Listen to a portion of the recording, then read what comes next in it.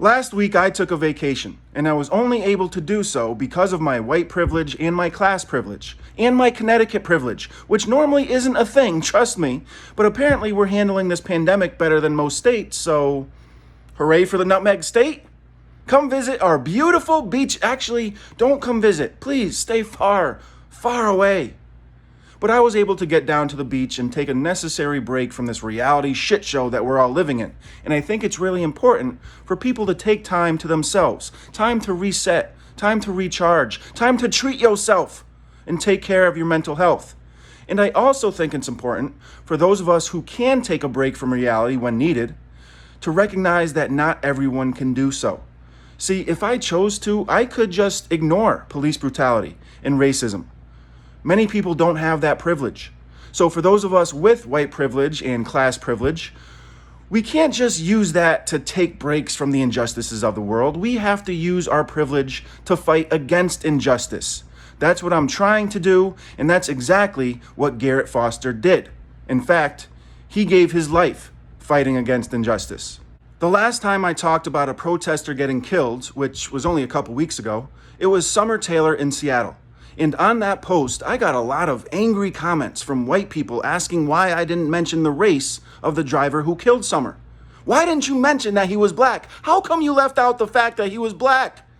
Well, I also didn't mention that Summer was white and non-binary because none of that is relevant to the fucking story. Interesting, maybe, but he didn't kill Summer because Summer was white or non-binary. He did it because he's a fucking asshole. And yeah, black people can be assholes. That's not exactly newsworthy. But these people wanted me to focus on the fact that he was black. See, I condemn white supremacy. They wanted me to condemn the scourge of black people killing white people. Well, if that actually existed, or if black people had oppressed other ethnicities and cultures for hundreds of years, I would talk about that too.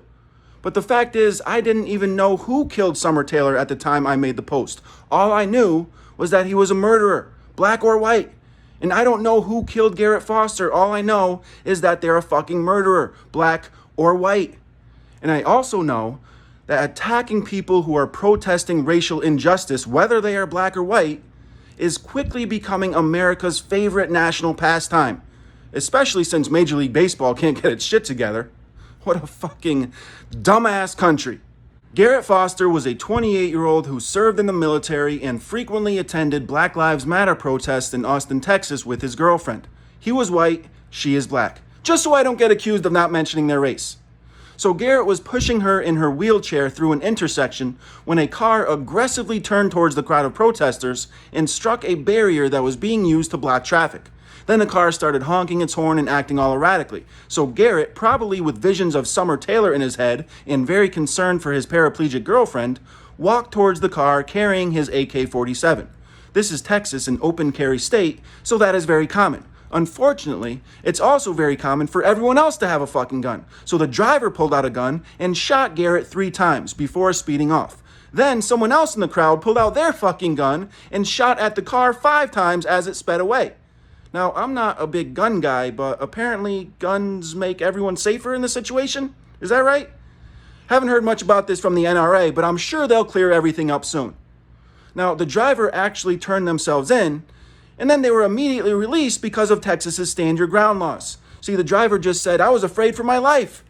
They also said Garrett was pointing the gun directly at him, but witnesses say Garrett was pointing the gun down at the ground like you're supposed to.